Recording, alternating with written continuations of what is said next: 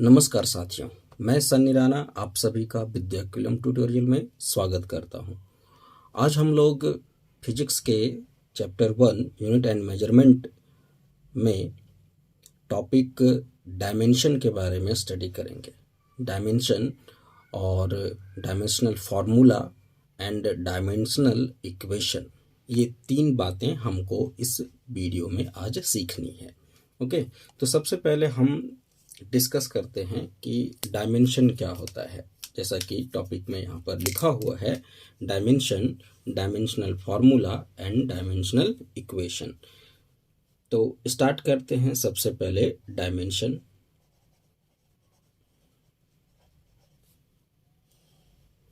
Dimension okay, इसको हिंदी में हम लोग वीमा कहते हैं। और ये वीमा क्या होता है,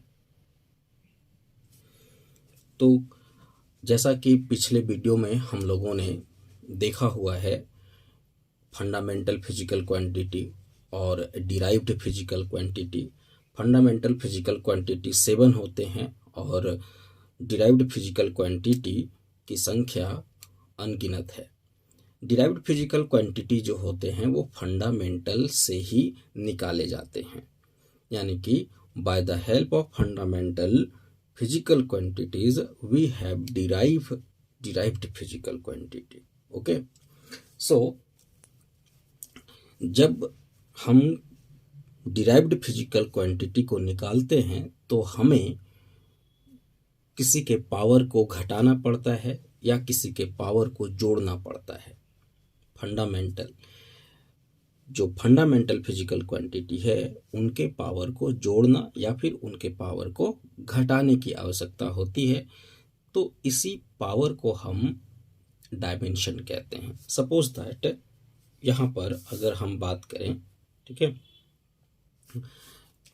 यहाँ पर अगर हम बात करें, एक छोटा सा एग्जाम्पल लेते हैं। पहले डेफिनेशन हम लोग बाद में तैयार करेंगे। जैसे अगर हम एरिया की बात करते हैं, एरिया, तो area equal to length into breadth होता है। और लेंथ इनटू ब्रेथ यानी कि लेंथ तो फंडामेंटल फिजिकल क्वांटिटी है ही, ब्रेथ भी एक प्रकार का लेंथ ही होता है। और ये अगर लेंथ है तो ये भी क्या हो गया, फंडामेंटल क्वांटिटीज। और इस तरह से यहाँ पर ये दोनों स्क्वायर होने के बाद लेंथ इनटू लेंथ, यानी लेंथ पर पावर कितना हो गया, 2, यानी स्क्वायर। इसको हम लोग सिंबल में क्या लिख सकते हैं, सिंबल में लिख सकते हैं L टू द पावर 2। ठीक है, अब इसे अगर बेसिक फिजिकल क्वांटिटी, जो कि हम जानते हैं बेसिक फिजिकल क्वांटिटी क्या था, मास और लेंथ और टाइम, ये तीनों जो है बेसिक फिजिकल क्वांटिटी कहलाता है। और जब डायमेंशनल फार्मूला लिखा जाता है किसी भी फिजिकल क्वांटिटी का, तो यही बेसिक फिजिकल क्वांटिटी के सिंबल को यूज किया जाता है। जैसे मास है तो इसके सिंबल को हम कैपिटल M में यूज करेंगे। लेंथ है बेसिक फिजिकल क्वांटिटी, तो इसके सिंबल को हम कैपिटल L के रूप में यूज करेंगे। और टाइम है तो टाइम के सिंबल को हम कैपिटल T के रूप में यूज करेंगे। और इसी के हेल्प से हम डायमेंशनल फार्मूला तैयार करेंगे। तो यहाँ पर जब हम L स्क्वायर की बात करें तो इसमें मास नहीं है, तो जो चीज़ नहीं है उसके ऊपर पावर हम क्या लिख दें, नॉट लिख दें।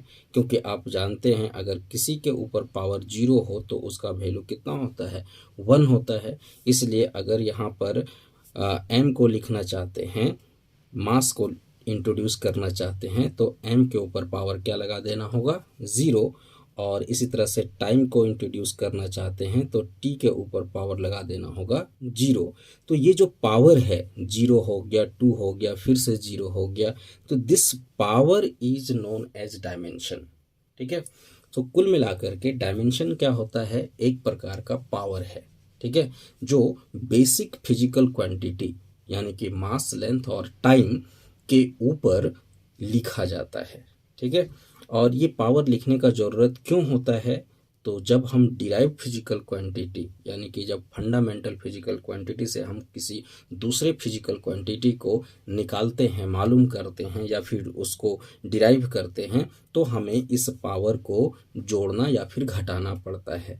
ठीक है, दूसरे शब्दों में कह सकते हैं बढ़ाना या फिर घटाना पड़ता है। जैसे एरिया की बात की हमने, तो लेंथ इंटू ब्रेथ, तो एल और ये एल, दो एल मिल करके पावर क्या हो गया, 2 हो गया। इसी तरह से वॉल्यूम की बात करेंगे तो length into breadth into height, तो लेंथ है फंडामेंटल फिजिकल क्वांटिटी, ब्रेथ भी फंडामेंटल फिजिकल क्वांटिटी और हाइट भी एक प्रकार का लेंथ है, तो ये भी फंडामेंटल फिजिकल क्वांटिटी है।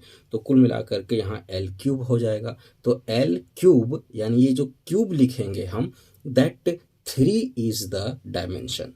ठीक है, तो डायमेंशन ये बताता है कि किसी भी फिजिकल क्वांटिटी में मास कितना है, लेंथ कितना है और टाइम का क्या रेशियो है, टाइम कितना है।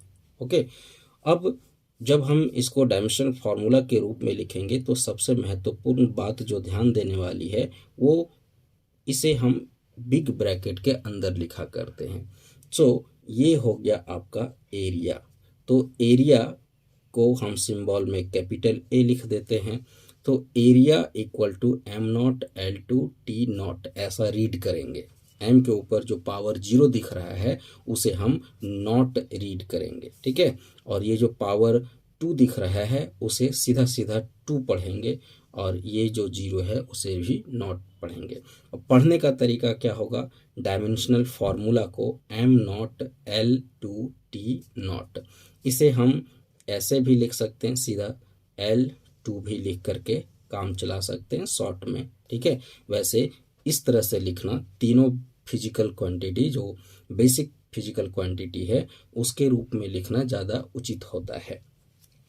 अब चलिए, तो हमने क्या देखा कि पावर जो होता है वही डायमेंशन है, और मास, लेंथ और टाइम के रिस्पेक्ट में जब हम लिखते हैं तो ये डायमेंशनल फार्मूला कहलाता है, और जिसका भी डायमेंशनल फार्मूला होता है उसके फिजिकल क्वांटिटी को हम इक्वेट कर देते हैं तो ये पूरा बन जाता है डायमेंशनल इक्वेशन।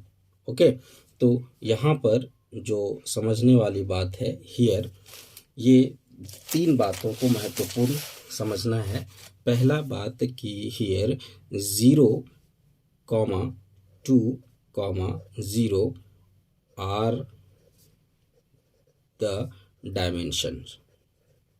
ये सब क्या है, डायमेंशंस है। ठीक है, डायमेंशंस ऑफ मास, ये मास का डायमेंशन है, comma length and time, time का है। ठीक है, रिस्पेक्टिवली। और ये जो पूरा पार्ट आपने लिखा am not L2 T not, ये पूरा पार्ट कहलाएगा डायमेंशनल फार्मूला, डायमेंशनल फार्मूला। और ये एरिया का है। ठीक है, एरिया का, तो इस एरिया को हम इक्वेट कर दे रहे हैं इसके डायमेंशनल फार्मूला से, तो ये पूरा पूरा पार्ट जो है ये कहलाएगा dimensional equation, called dimensional equation, called dimensional equation. ठीक है, तो अब आते हैं हम डेफिनेशन की तरफ। डेफिनेशन क्या बोलता है, डेफिनेशन इसको कैसे बनाएंगे, तो डायमेंशन इज द पावर। सबसे पहले डायमेंशन क्या है, पावर है। It is the power, it is the power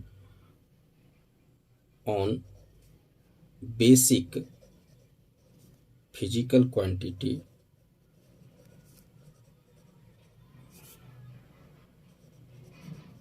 physical quantities मास,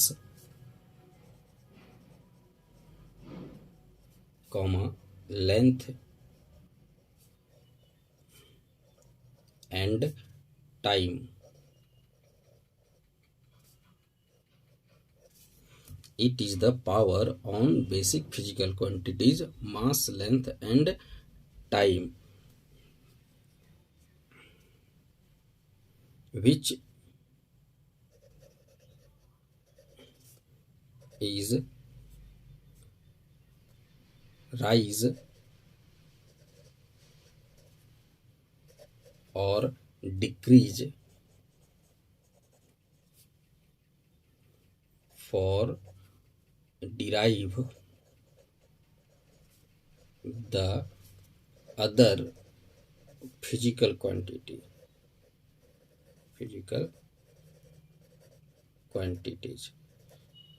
ठीक है, फिजिकल क्वांटिटीज़ को डिराइव करने के लिए हमें बेसिक फंडामेंटल यानी जो बेसिक फिजिकल क्वांटिटी है उसके पावर को घटाना या बढ़ाना पड़ता है। तो उसी पावर को हम लोग क्या कहते हैं, डायमेंशनल फार्मूला। एग्जाम्पल में अगर हम बात करें, ठीक है, हियर इसको एक फार्मूला के तौर पर लिखें। ओके, तो x equal to m to the power a, l to the power b and t to the power c।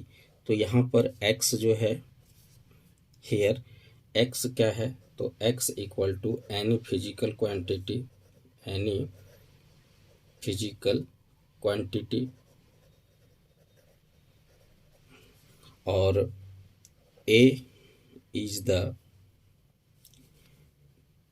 Dimension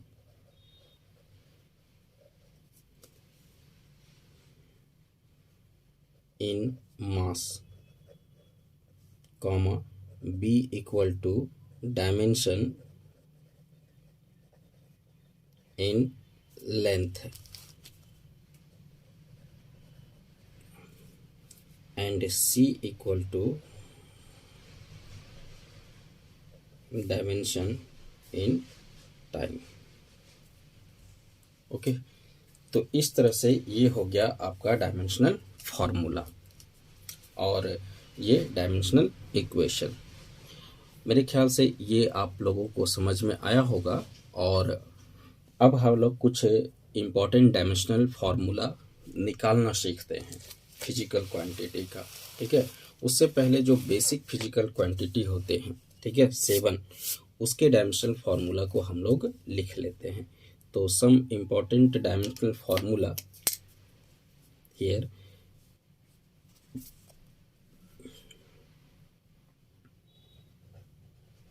Some important